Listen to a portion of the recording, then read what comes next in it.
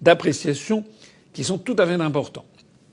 Dans son article 7, paragraphe 3, alinéa 1, j'aime bien être précis, l'Assemblée parlementaire du Conseil de l'Europe, auquel appartient la France, bien entendu, demande aux États, je cite, de s'assurer que les citoyens et citoyennes sont informés que la vaccination n'est pas obligatoire et que personne ne subit de pression politique, sociale ou autre pour se faire vacciner s'il ou si elle ne souhaite pas le faire personnellement. Dans son point 7, paragraphe 3, alinéa 2, le Conseil de l'Europe demande aux États membres, donc à la France, je cite, de veiller à ce que personne ne soit victime de discrimination pour ne pas avoir été vacciné en raison de risques potentiels pour la santé ou pour ne pas vouloir se faire vacciner. Je précise aussi d'ailleurs, en ces temps où il est question de plus en plus de faire vacciner les enfants, je précise que le Conseil de l'Europe a justement indiqué dans sa résolution, dans le point 7, paragraphe 4, alinéa 3, que les États membres doivent veiller, je cite, veiller à ce que les souhaits des enfants soient dûment pris en compte en conformité avec leur âge et leur degré de maturité.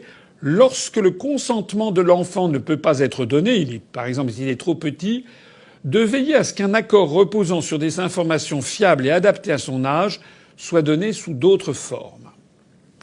Voilà pour le Conseil de l'Europe. C'est pas moi qui l'invente. Donc c'est non au passeport sanitaire. Et c'est non à la vaccination généralisée des enfants, soit dit en passant.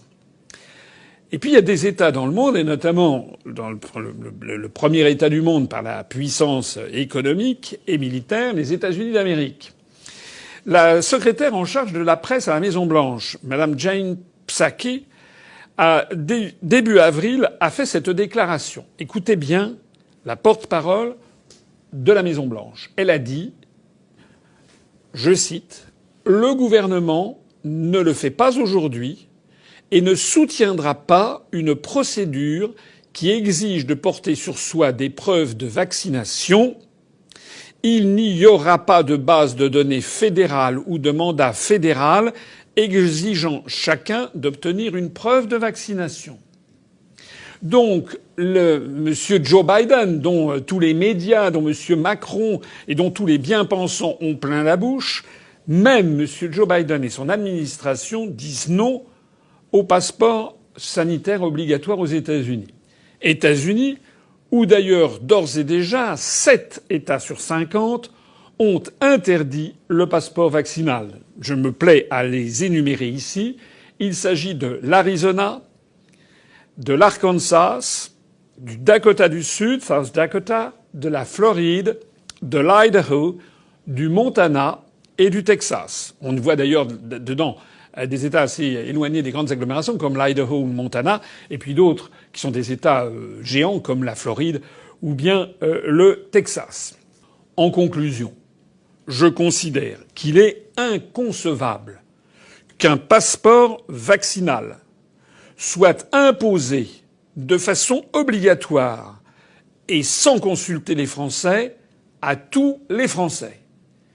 C'est contraire à ce que demande l'OMS, c'est contraire à ce que demande le Conseil de l'Europe, c'est contraire à ce que font les États-Unis d'Amérique. Il faut arrêter avec ces atteintes incessantes aux libertés publiques.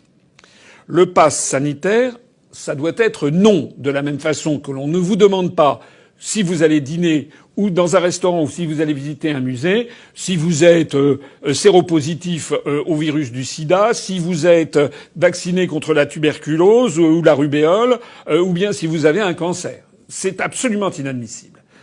Je vous demande donc de faire diffuser cette vidéo autour de vous et si vous en avez la possibilité, de vous mobiliser, mais de vous mobiliser de façon peut-être plus efficace que de faire une manifestation, en allant voir votre député, ou éventuellement votre sénateur si vous le connaissez, mais en allant voir votre député, ou en lui écrivant, et en lui disant que ça ne peut plus durer, et en lui disant que nous, tous, collectivement, nous nous souviendrons de s'ils ont ou non avalisé le projet macronien de passeport sanitaire. Et nous nous en souviendrons très bientôt, puisque les élections législatives, c'est dans un an, en 2022. Le passeport sanitaire ne doit pas passer, il ne passera pas. Vive la République et vive la France.